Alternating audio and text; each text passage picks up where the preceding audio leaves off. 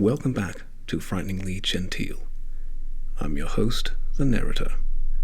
Today we'll be enjoying H.P. Lovecraft's story of an Antarctic expedition gone horribly awry. His work, At the Mountains of Madness. We begin at Chapter 1. I am forced into speech because men of science have refused to follow my advice without knowing why. It is altogether against my will that I tell my reasons for opposing this contemplated invasion of the Antarctic, with its vast fossil hunt and its wholesale boring and melting of the ancient ice cap, and I am the more reluctant because my warning may be in vain. Doubt of the real facts, as I must reveal them, is inevitable. Yet, if I suppressed what will seem extravagant and incredible, there would be nothing left. The hitherto withheld photographs, both ordinary and aerial, will count in my favor, for they are damnably vivid and graphic. Still, they will be doubted because of the great lengths to which clever fakery can be carried. The ink drawings, of course, will be jeered at as obvious impostures, notwithstanding a strangeness of technique which art experts ought to remark and puzzle over. In the end, I must rely on the judgment and standing of the few scientific leaders who have, on the one hand, sufficient independence of thought to weigh my data on its own hideously convincing merits, or in the light of certain primordial and highly baffling myth cycles, and on the other hand, sufficient influence to deter the exploring world in general from any rash and over-ambitious program in the region of those mountains of madness. It is an unfortunate fact that relatively obscure men like myself and my associates, connected only with a small university, have little chance of making an impression where matters of a wildly bizarre or highly controversial nature are concerned. It is further against us that we are not, in the strictest sense, specialists in the field which came primarily to be concerned. As a geologist, my object in leading the Miskatonic University expedition was wholly that of securing deep-level specimens of rock and soil from various parts of the Antarctic continent, aided by the remarkable drill devised by Professor Frank H. Pabodie of our engineering department. I had no wish to be a pioneer in any other field than this, but I did hope that the use of this new mechanical appliance at different points along previously explored paths would bring to light materials of a sort hitherto unreached by the ordinary methods of collection. Pabodie's drilling apparatus, as the public already knows from our reports, was unique and radical in its lightness, portability, and capacity to combine the ordinary artesian drill principle with the principles of the small circular rock drill in such a way as to cope quickly with the strata of varying hardness. Steel head, jointed rods, gasoline motor, collapsible wooden derrick, dynamiting paraphernalia, cording, rubbish removal auger, and sectional piping for bores 5 inches wide and up to 1,000 feet deep, all formed, with needed accessories, no greater load than 3 7-dog sledges could carry, this being made possible by the clever aluminum alloy of which most of the metal objects were fashioned. 4 large Dornier airplanes, designed especially for the tremendous altitude flying necessary on the Antarctic plateau, and with added fuel warming and quick starting devices worked out by Pabodie, could transport our entire expedition from a base at the edge of the Great Ice Barrier to various suitable inland points, and from these points a sufficient quota of dogs would serve us. We planned to cover as great an area as one Antarctic season, or longer, if absolutely necessary, would permit, operating mostly in the mountain ranges and on the plateau south of Ross Sea, regions explored in varying degree by Shackleton, Amundsen, Scott, and Bird, with frequent changes of camp made by aeroplane and involving distances great enough to be of geological significance. We expected to unearth a quite unprecedented amount of material, especially in the Precambrian strata, of which so narrow a range of Antarctic specimens had previously been secured. We wished also to obtain as great as possible a variety of the upper fossiliferous rocks, since the primal life history of this bleak realm of ice and death is of the highest importance to our knowledge of the Earth's past. That the Antarctic continent was once temperate and even tropical, with a teeming vegetable and animal life, of which only the lichens, marine fauna, arachnida, and penguins of the northern edge are the only survivals, is a matter of common information, and we hope to expand that information in variety, accuracy, and detail. When a simple boring revealed fossiliferous signs, we would enlarge the aperture by blastings in order to get specimens of suitable size and condition. Our borings, of varying depth according to the promise held out by the upper soil or rock, were to be confined to exposed or nearly exposed land surfaces, these inevitably being slopes and ridges because of the mile or two thickness of solid ice overlaying the lower levels. We could not afford to waste drilling depth on any considerable amount of mere glaciation, though Pohody had worked out a plan for sinking copper electrodes in thick clusters of borings and melting off limited areas of ice with a current from a gasoline-driven dynamo. It is this plan which we could not put into effect except experimentally on an expedition such as ours, that the coming Starkweather Moor expedition proposes to follow, despite the warnings I have issued since our return from the Antarctic. The public knows of the Miskatonic expedition through our frequent wireless reports to the Arkham Advertiser and Associated Press, and through the later articles of Pobody and myself. We consisted of 4 men from the university: Pobody, Lake of the Biology Department, Atwood of the Physics Department, also a meteorologist, and I, representing geology, and having nominal command, besides 16 assistants, 7 graduate students from Miskatonic, and 9 skilled mechanics.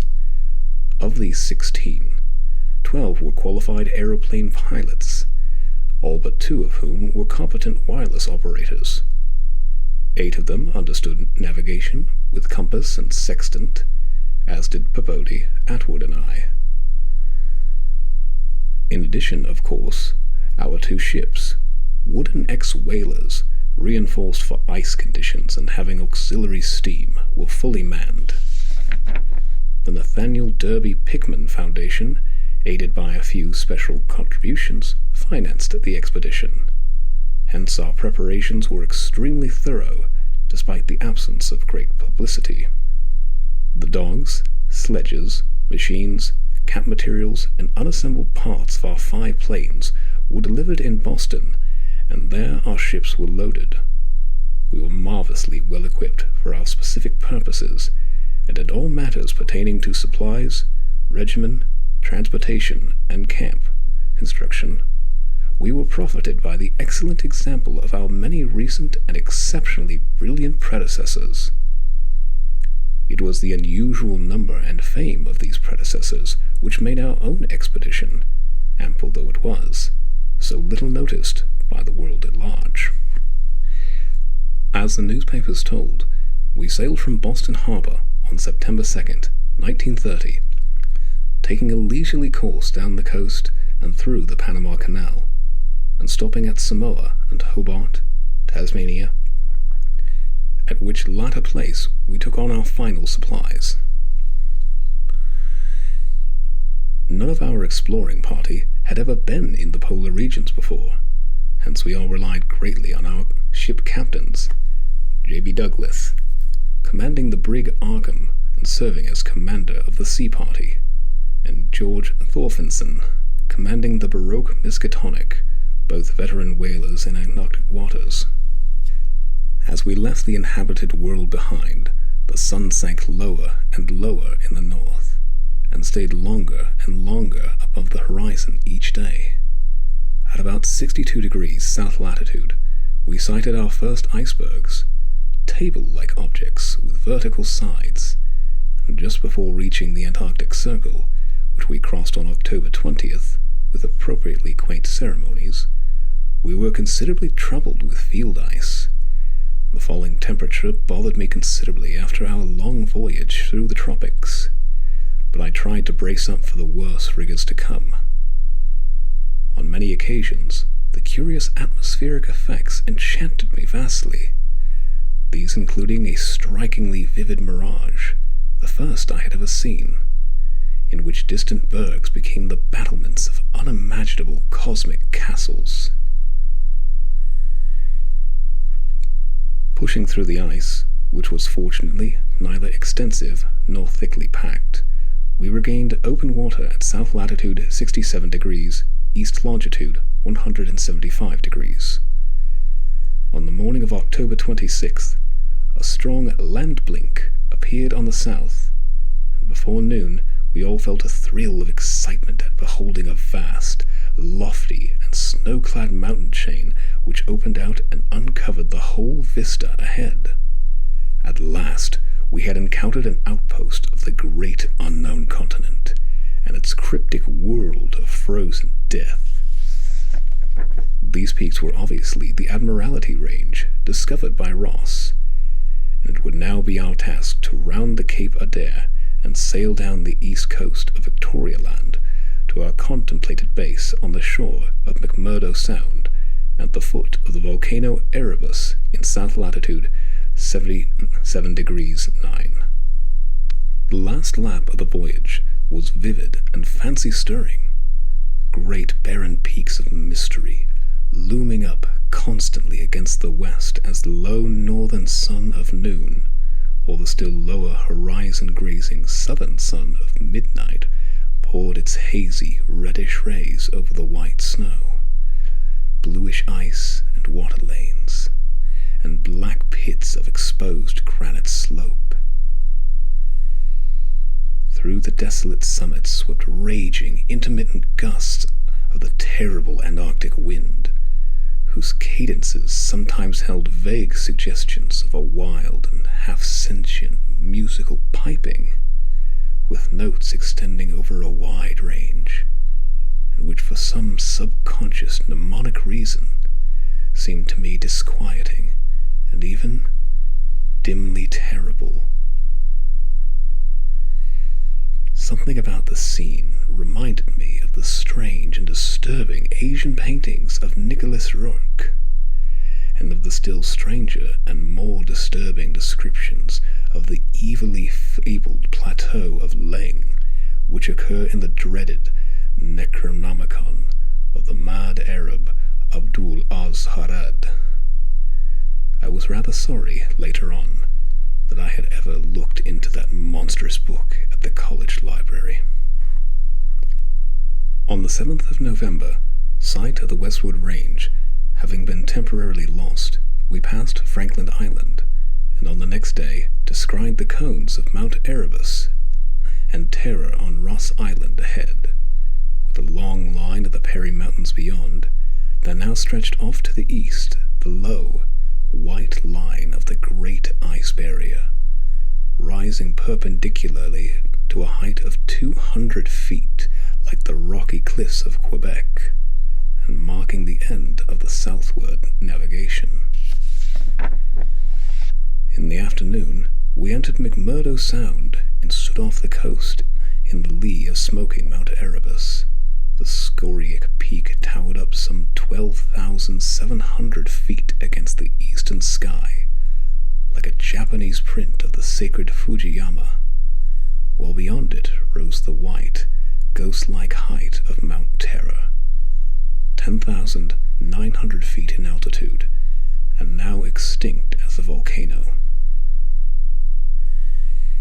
Puffs of smoke from Erebus came intermittently, and one of the graduate assistants, a brilliant young fellow named Danforth, pointed out what looked like lava on the snowy slope, remarking that this mountain, discovered in 1840, had undoubtedly been the source of Poe's image when he wrote 7 years later of the lavas that restlessly roll, their sulphurous currents down Yannick, in the ultimate climbs of the pole, that groan as they roll down Mount Yannick, in the realms of the boreal pole.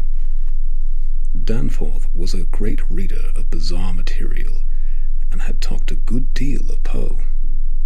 I was interested myself because of the Antarctic scene of Poe's only long story, the disturbing and enigmatical Arthur Gordon Pym, on the barren shore, and on the lofty ice barrier in the background, myriads of grotesque penguins squawked and flapped their fins, while many fat seals were visible on the water, swimming or sprawling across large cakes of slowly drifting ice. Using small boats, we effected a difficult landing on Ross Island shortly after midnight on the morning of the 9th, carrying a line of cable from each of the ships and preparing to unload supplies by means of a breeches buoy arrangement. Our sensations on first treading Antarctic soil were poignant and complex, even though at this particular point the Scott and Shackleton expeditions had preceded us. Our camp on the frozen shore below the volcano's slope was only a provisional one, headquarters being kept aboard the Arkham.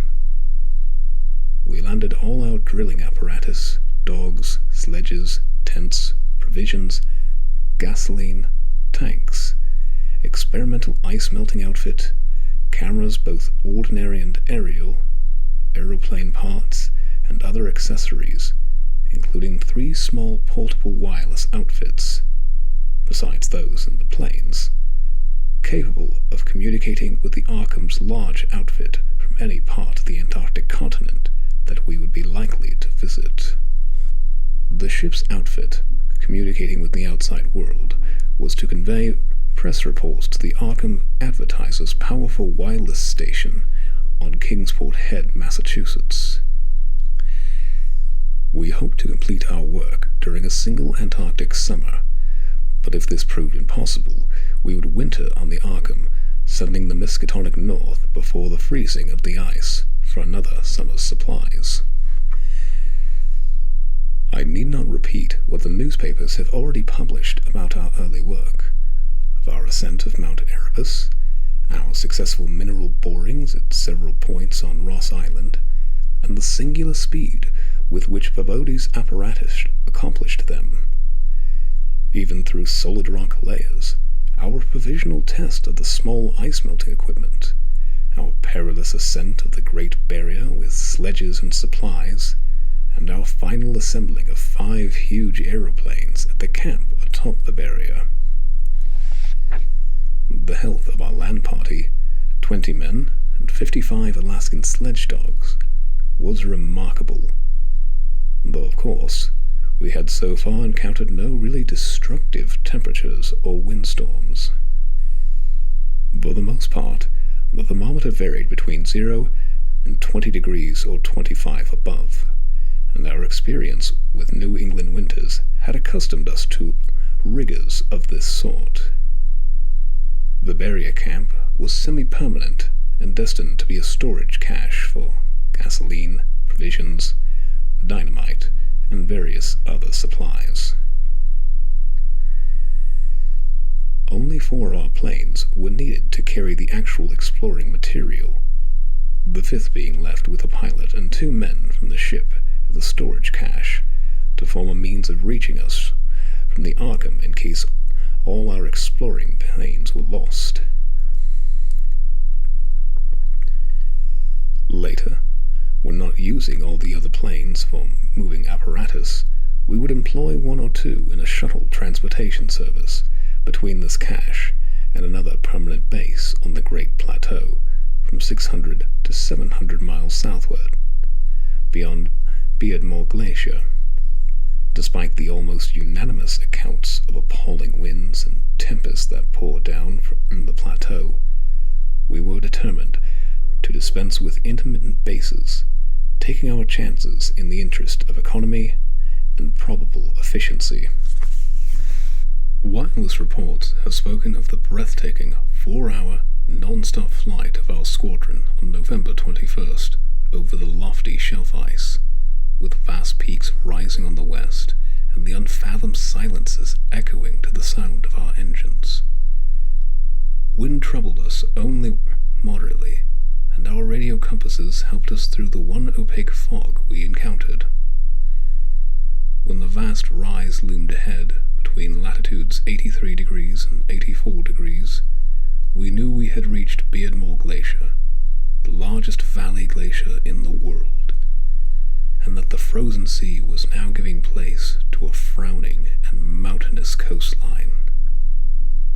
At last we were truly entering the white, eon-dead world of the ultimate south, and even as we realized it, we saw the peak of Mount Nansen in the eastern distance, towering up to its height of almost 15,000 feet. The successful establishment of the southern base above the glacier in latitude 86 degrees 7, east longitude 174 degrees 23, and the phenomenally rapid and effective borings and blastings made at various points reached by our sledge trips and short aeroplane flights are matters of history, as is the arduous and triumphant ascent of Mount Nansen by Peabody and two of the graduate students, Gedney and Carroll, on December 13th through 15th. We were some 8,500 feet above sea level, and when experimental drillings revealed solid ground only 12 feet down through the snow and ice at certain points, we made considerable use of the small melting apparatus and sunk bores and performed dynamiting at many places where no previous explorer had ever thought of securing mineral specimens. The Precambrian granites and Beacon sandstones thus obtained confirmed our belief that this plateau was homogeneous with the great bulk of the continent to the west, but somewhat different from the parts lying eastward below South America, which we then thought to form a separate and smaller continent divided from the larger, one by a frozen junction of Ross and Weddell seas, though Bird has since disproved the hypothesis. In certain sandstones, dynamited and chiseled after boring revealed their nature, we found some highly interesting fossil markings and fragments, notably ferns, seaweeds, trilobites, crinoids, and such mollusks as lingulae and gasteropods, all of which seemed of real significance in connection with the region's primordial history. There was also a queer triangle, striated marking about a foot in its greatest diameter, which Lake pieced together from 3 fragments of slate brought up from a deep-blasted aperture. These fragments came from a point to the westward, near the Queen Alexandra Range, and Lake, as a biologist, seemed to find their curious marking unusually puzzling and provocative, though to my geological eye it looked not unlike some of the ripple effects reasonably common with the sedimentary rocks. Since slate is no more than a metamorphic formation into which sedimentary stratum is preserved, and since the pressure itself produces odd distorting effects on any markings which may exist, I saw no reason for extreme wonder over the striated depression. On January 6th, 1931, Lake, Peabody, Danforth, all 6 of the students, 4 mechanics, and I flew directly over the South Pole and 2 of the Great Plains, being forced down once by a sudden high wind, which fortunately did not develop into a tropical storm. This was, as the papers have stated, one of several observation flights, during others of which we tried to discern new topographical features in areas unreachable by previous explorers. Our early flights were disappointing in this latter respect. though they afforded us some magnificent examples of the richly fantastic and deceptive mirages of the polar regions, of which our sea voyage had given us some brief foretastes. Distant mountains floated in the sky as enchanted cities, and often the whole white world would dissolve into a gold, silver, and scarlet land of Dunsanian dreams and adventurous expectancy under the magic of the low midnight sun. On cloudy days we had considerable trouble in flying, owing to the tendency of snowy earth and sky to merge into one mystical opalescent void, with no visible horizon to mark the junction of the two. At length we resolved to carry out our original plan of flying 500 miles eastward, with all 4 exploring planes, and establishing a fresh sub-base at a point which would probably be on the smaller continental division, as we mistakenly conceived it. Geological specimens obtained there would be desirable for purposes of comparison. Our health so far had remained excellent, lime juice well offsetting the steady diet of tinned and salted food, and temperatures generally above zero, enabling us to do without our thickest furs. It was now midsummer, and with haste and care we might be able to conclude work by March, and avoid a tedious wintering through the long Antarctic night.